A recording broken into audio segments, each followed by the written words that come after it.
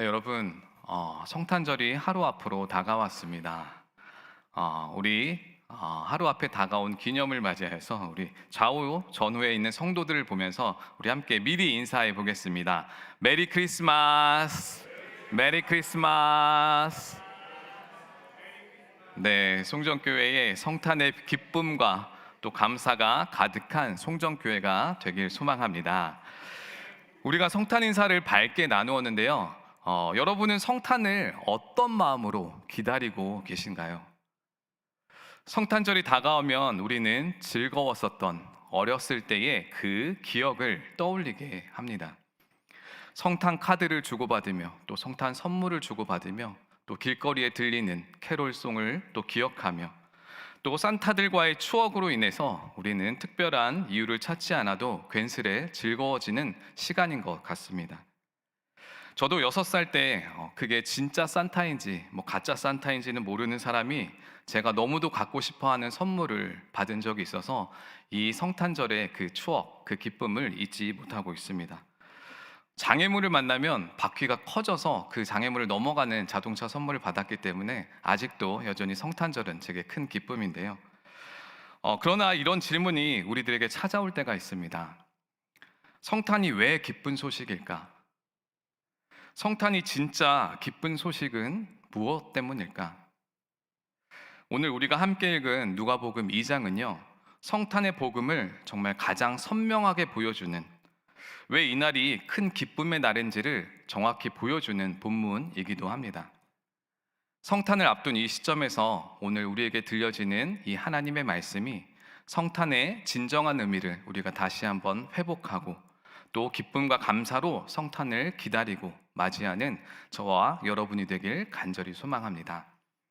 성탄절이 기쁜 소식인 이유 첫 번째, 바로 자격 없는 자에게 하나님께서 먼저 찾아와 주셨다는 것입니다. 우리 오늘 본문 8절 말씀을 한 목소리로 읽도록 하겠습니다. 그 지역의 목자들이 밤에 밖에서 자기 양떼를 지키더니, 아멘. 예수님의 탄생 소식을 가장 처음 들은 바로 사람이 등장하는데요, 바로 목자들입니다. 그들은 제사장도 아니었고요, 왕궁에 있는 어떠한 사람도 아니었으며 들에서 밤을 새우던 목자들이었습니다.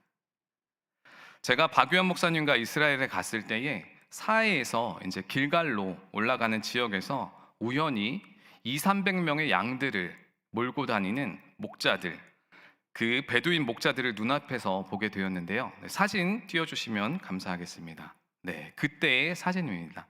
사진이 잘려서 이제 끝에는 이제 잘 보이지 않지만 자세히 보시면 저 오른쪽 사진인가요? 네, 오른쪽에 베두인 목자와 함께 셀카를 찍는 박유한 위임 목사님이 여러분들이 보실 수 있습니다. 베두인 목자들을 만나고 눈앞에서 만나는 것은 흔치 않았던 일 같습니다. 그런데요, 여러분, 목자들의 행색은 정말 조금 천해 보이고 또 남루해 보이기도 하였습니다. 험한 노동 탓인지 옷을 꿰매어 입은 사람들도 있었습니다. 그런데 그들의 눈빛은요, 세상 속 사람들과는 전혀 다른 시골 사람들 같은, 때묻지 않은 아이들 같이 순수해 보였습니다.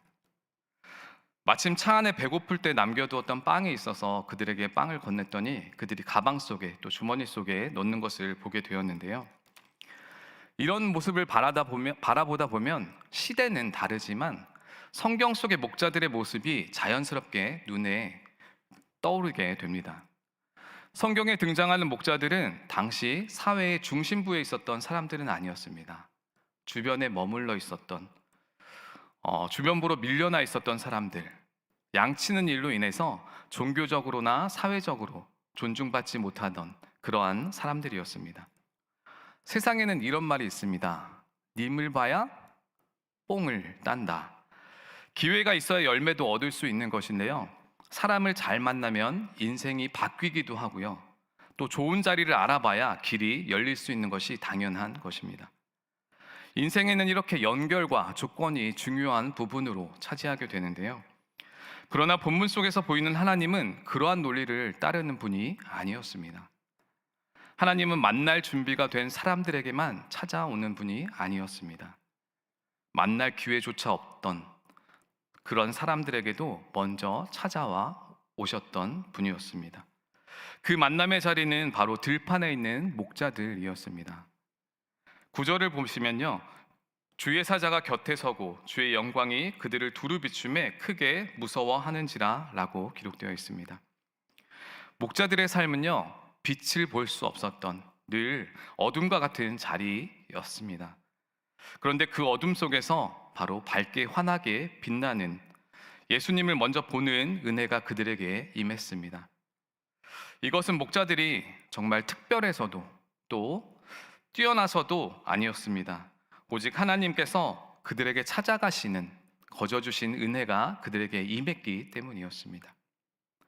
이것을 보면서 성탄절이 우리의 기쁨이 될 수 있는 이유를 우리는 찾아낼 수 있습니다. 성탄은요, 자격 없는 자에게 주어지는 기쁨의 날이며 복음의 빛을 실제로 경험할 수 있는 은혜의 날이기 때문입니다. 이번 주 오후 찬양 예배 때에 이제 교회 학교와 청년부가 성탄절 축하 공연을 은혜롭게 마치게 되었습니다. 여러분들도 잘 보셨겠지만요. 또 저에게 한 분이 찾아와서 이렇게 말씀하셨습니다. 목사님, 청소년부 몇몇 아이들은 억지로 끌려 나온 듯한 느낌을 받았습니다. 싱어 중에 박수 치는 게 즐겁지 않은 모습이 있었던 것 같습니다. 마치 이렇게 정말 어떠한 눈빛조차도 즐거운 눈빛을 가지지 않고 억지로 끌려 나와 친 모습의 친구들이 있었습니다. 싱어 중에 박수 치는 게 즐거워 보이지 않는 그 모습을 그분이 보셨던 것 같습니다. 그리고는 덧붙여서 또 은혜의 말씀도 덧붙여 주셨는데요. 하기 싫어서 도망가고 싶었음에도 분명한데 친구들과 끝까지 잘 버티면서 또 참여한 게 오히려 기특해 보였다고, 오히려 그게 은혜였다라고 덧붙여 말씀해 주셨습니다. 사실 청소년 때는 대부분 주목받는 것을 좋아하지 않습니다. 사춘기 때는 주목받는 것이 너무나 부담이 되고 또 앞에 서는 것을 어색해 하는데요. 청소년부 사역을 하다 보면 제일 힘든 게 어느 때냐면 바로 성탄절 공연을 준비하는 때입니다. 다들 안 하려고 도망가고요. 또 마침 그때가 기말고사 기간이랑 겹쳐서 다들 쉽게 참여하기 어려운 시간이기도 합니다. 그런데 이번 성탄절에는 조금 수월하게 진행될 수 있었습니다. 일렉 기타와 또 드럼, 건반을 치는 친구, 그 악기 친구들이 제게 와서는 목사님, 제가 찬양 메들리를 하고 싶습니다. 저희들이 찬양 메들리를 하고 싶은데 목사님께서 잘 봐주시면 좋겠습니다라고 그렇게 제안을 해주었습니다. 제게 있어서는 완전 땡큐한 일이었습니다. 그렇게 악기 연주하는 학생들이 중심이 되어서 공연을 준비하게 되었는데요. 제 마음 같아서는 이 흥이 많은 친구들, 이 악기를 다루는 친구들을 무대의 중심에 세워주고 싶었습니다. 그러나 성탄 트리와 또 무대 위의 여러 장비 문제로 인해서 악기 팀들은 저 사이드 쪽에서 그저 재능들을 감추어질 수밖에 없는 조건에 있었는데요. 그래도 악기 팀들이 이렇게 말해 주었습니다. 목사님, 눈에는 안 보이지만 사운드로, 소리로 우리의 자신들의 존재를 알리겠습니다 라고 말해 주었습니다. 기특하지 않을 수 없었는데요. 그런데요, 방송부를 섬기시는 관리 집사님과 청년들이 정말 하나님의 마음을 가지고 있었습니다.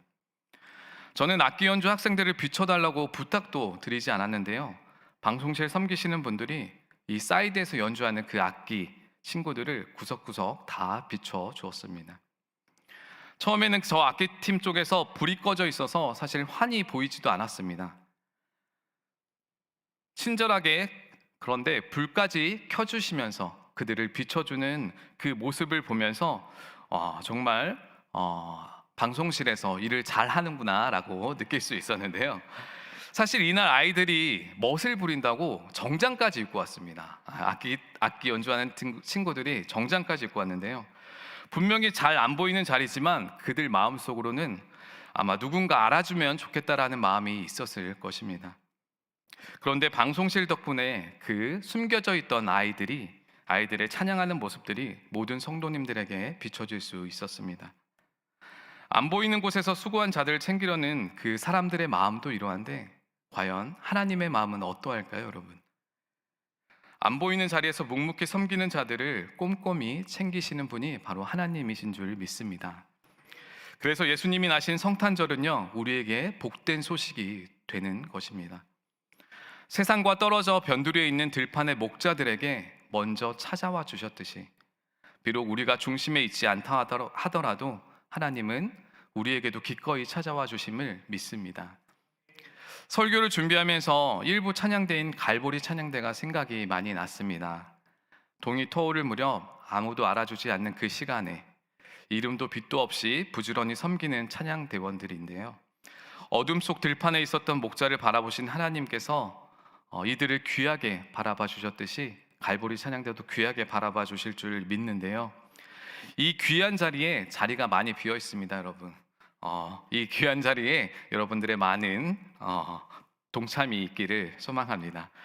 성탄의 기쁜 소식은 자격 있는 자가 하나님께 나아가 받은 것이 아니라 자격 없는 자에게도 찾아와 주시는 바로 그 하나님이 있었기 때문에 기쁜 날이 될 수 있었습니다. 다윗도 여러분 마찬가지였죠. 사무엘의 눈에 띄지 않았습니다. 목자의 일을 한다고 그 눈에 띄지 않았었지만, 그러나 하나님은 그를 보셨고 자격 없는 그를 한 나라의 왕으로 세워주셨습니다. 사랑하는 송정교회 성도 여러분, 여러분은 요즘 어떤 마음으로 살아가고 계십니까? 혹여나 한 자리를 차지하기 위해서 아둥바둥 애쓰고 있지는 않은지요? 내가 충분히 잘하고 있는 게 맞나? 인정받기에 너무 멀어 보이는 자리는 아닌가? 라며 염려하고 불안해하고 있지는 않은지요? 그러나 성탄은 말합니다. 자격 없는 자에게 주님이 먼저 찾아와 주셨다라고요. 지금 여러분의 자리가 조금은 초라해 보일지라도, 형편이 부족해 보일지라도 그 자리는 하나님의 은혜가 임하는 자리임을 믿습니다. 성탄의 기쁜 소식은 우리가 하나님께 나아간 자리가 아니라 바로 하나님께서 우리를 찾아와 주신 자리라는 것, 성탄을 맞이하여 이 복된 소식이 우리에게 임하였음을 믿고 지금의 자리와 상황 속에서도 감사로 충만한 저와 여러분이 되기를 간절히 소망합니다. 성탄절이 기쁜 소식인 두 번째 이유는요, 성탄은 온 백성에게 들리는 복된 소식이기 때문이었습니다. 우리 본문 10절을 한 목소리로 함께 읽도록 하겠습니다.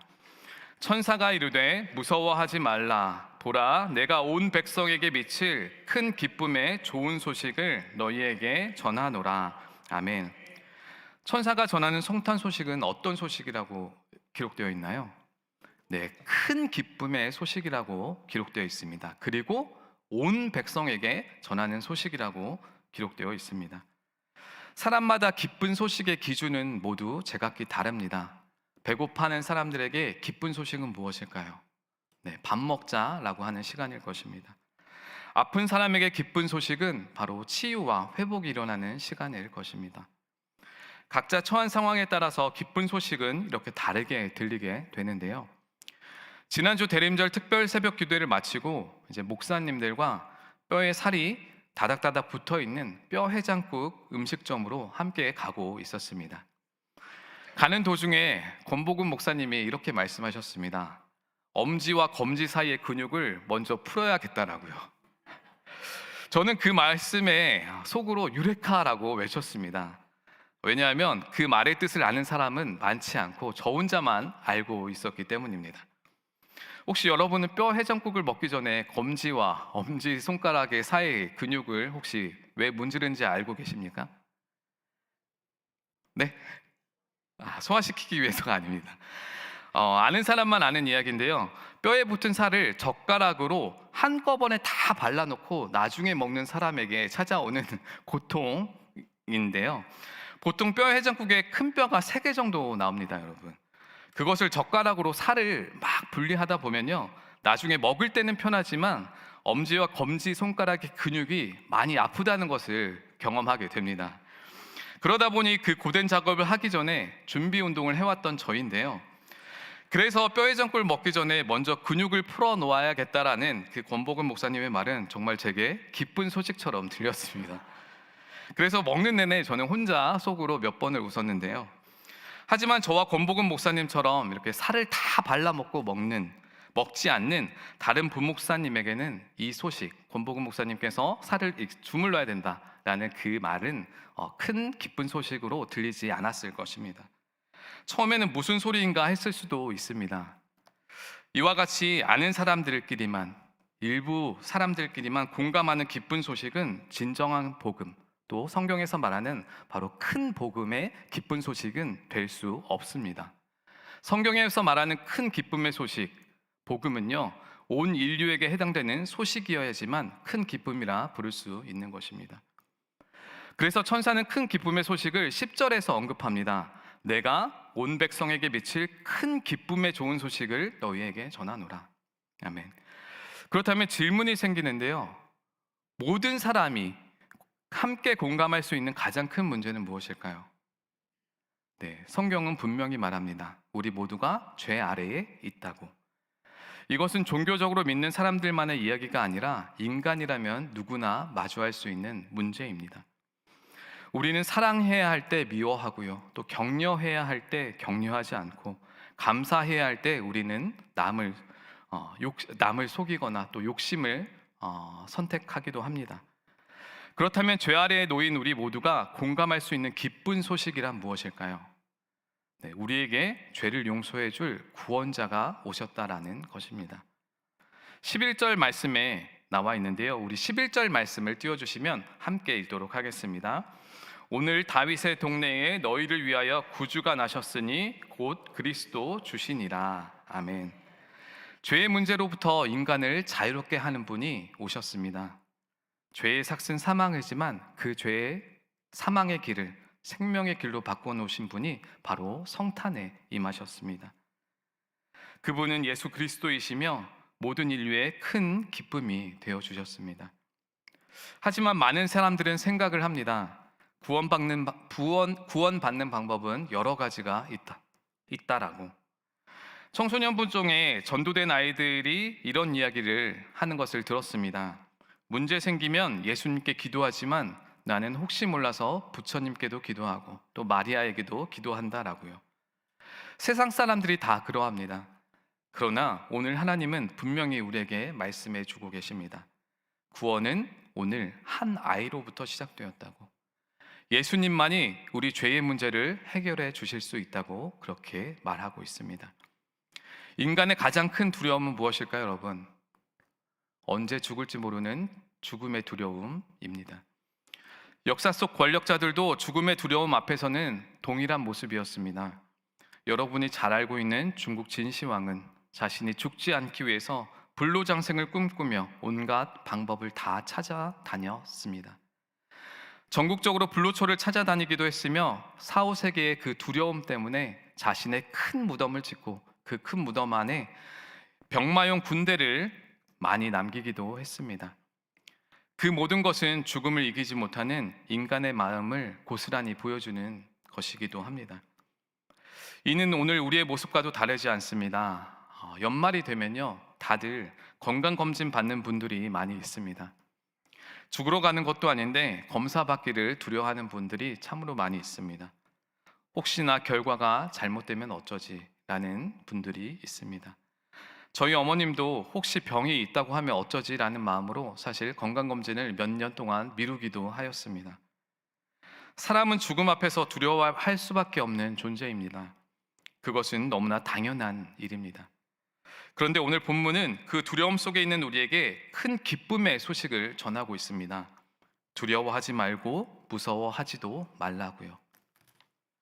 왜 무서워하지 말라고 그렇게 말씀하셨을까요? 상황이 나아져서도 아니었습니다.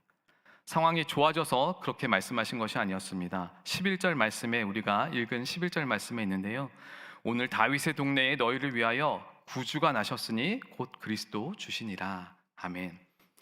우리가 두려워하지 않아도 되는 이유는요, 오늘 너희를 위하여 바로 구주가 나셨기 때문이었습니다. 아기 예수님 덕분에 우리는 죽음의 길에서 생명의 길을 그 길을 따라가게 되었던 것입니다. 모두가 두려워하는 죽음에서 벗어날 수 있는, 모든 인류가 기뻐할 수 있는 소식, 이것이 바로 우리들에게 가장 큰 기쁜 소식인 줄 믿습니다. 진시황이 그렇게 죽은 후에 이 복된 소식을 알았다면 얼마나 허망했을까요? 하나님은 우리에게 가장 쉽고 또 분명한 길을 보여주고 계십니다. 아기 예수님이 태어났고 그 아기 예수님을 믿는 것입니다. 그래서 오늘 우리는 성탄절을 기뻐할 수 있는 것입니다. 이 큰 기쁨을 깨닫고 매년 반복되어서 익숙해진 이 성탄절 속에서 무뎌져 있던 우리의 마음이 다시금 생명력 있게 깨어나는 저와 여러분이 되기를 간절히 소망합니다. 성탄절의 기쁜 소식 첫 번째 이유는 뭐였나요? 하나님께서 자격 없는 자들에게 먼저 찾아와 주셨다는 것입니다. 두 번째는 모든 백성에게 미칠 큰 기쁨의 소식을 우리들에게 알려주셨다는 것입니다. 마지막으로 성탄절이 기쁜 소식인 이유 세 번째는요, 성탄절은 바로 평화를 가져다 주는 소식이기 때문이었습니다. 본문 14절에서 천사들이 마지막으로 이렇게 노래를 합니다. 우리 14절 본문을 띄워주시면 함께 읽도록 하겠습니다. 14절 말씀입니다. 지극히 높은 곳에서는 하나님께 영광이요 땅에서는 하나님이 기뻐하신 사람들 중에 평화로다 하니라. 아멘. 천사들이 말하는 이 평화는 단순히 마음이 좀 편해졌다라는 그런 감정이 아닌 것입니다. 성경이 말하는 이 평화는 히브리어로 샬롬이라는 단어가 쓰여져 있습니다. 샬롬의 의미는요, 여러분, 깨어진 관계가 다시금 회복되고 다시금 그 자리를 찾고 하나님의 질서가 다시 세워진 그 온전한 상태를 말하는 것입니다. 성탄의 큰 기쁜 소식은 바로 그 샬롬이 선물인 것인데요, 그 샬롬은 먼저 스스로에게의 샬롬과 또 사람과 사람 사이의 샬롬을 우리들에게 선물로 가져다 줍니다. 그래서 하나님은 우리에게 그것이 기쁨이다, 평화의 기쁨이다라고 말씀을 드리고 있는데요, 먼저 스스로에게 가져다 주는 샬롬은 어떤 평화를 말하는 것일까요? 우리 스스로, 개인 스스로에게 가져다 주시는 평화. 사람은 자기 자신과 평화롭지 못할 때가 너무나 많이 있습니다. 내가 왜 그랬을까? 자신을 미워하기도 하고 또 자신을 정죄하며 자신을 용납하지 못할 때가 우리는 많이 있습니다. 특히 조건과 자격이라는 그 기준에 의해서 우리 마음이 괴로울 때가 너무나 많이 있습니다. 더 인정받아야지, 나는 더 채워야지. 그래서 우리는 오늘도 쫓기듯 살아가는 게 우리들 모습입니다. 겉으로는 괜찮아 보여도 안에서는 염려와 불안이 계속해서 일어나고 있는 것이 바로 우리 마음속입니다. 비교와 경쟁이 멈추지 않고 실패하면 스스로를 가차없이 벌하는 것이 우리들입니다. 그런데 천사가 전해주는 성탄의 기쁜 소식이 있습니다. 바로 너희를 위하여 구주가 났대라는 것입니다. 이는 우리의 가치가 스스로 만들어진 그러한 성취에 달려있는 것이 아니라 하나님이 우리를 위해서 이 땅에 오신 그 사랑에 전적으로 달려있다라는 바로 기쁜 소식인 것입니다. 다시 말해 너희는 이미 사랑받는 자야, 너희는 이미 구원받은 자야 라고 선포하는 것과 같습니다.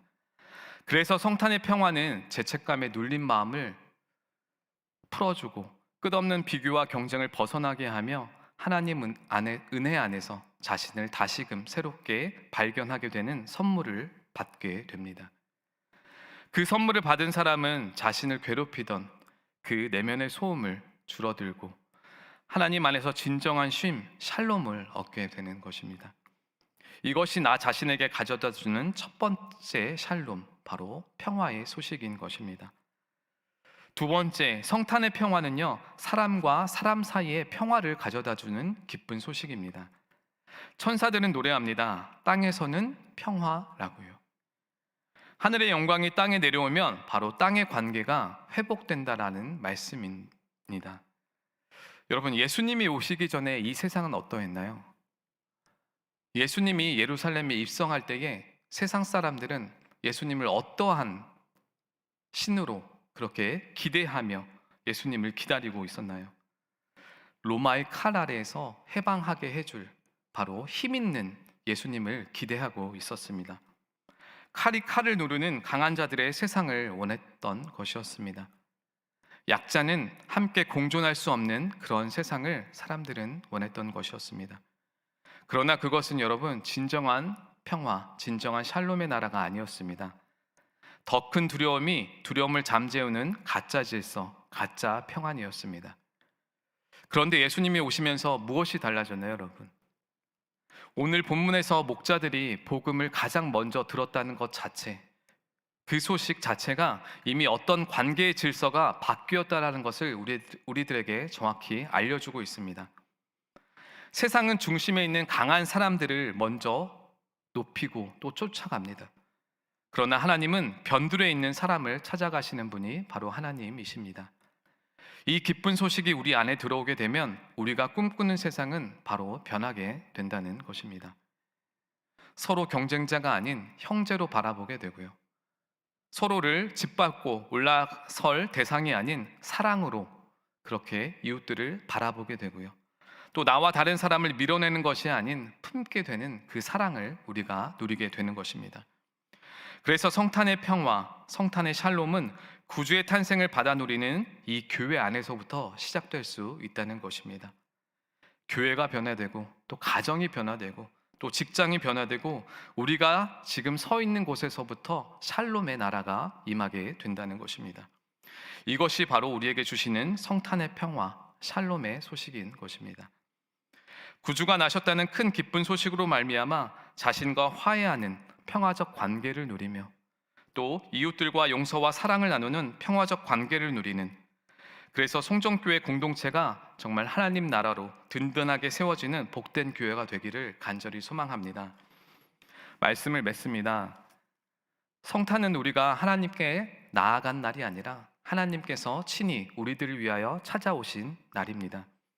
그래서 자격 없는 자에게 하나님께서 은혜를 베풀어 주셨고, 둘째로 모든 백성이 맞이하는 큰 기쁨의 소식을 우리들에게 전달해 주었으며, 마지막으로 나와 이웃의 관계에 샬롬의 평화를 가져다 주신 바로 기쁨의 날이 바로 성탄절입니다.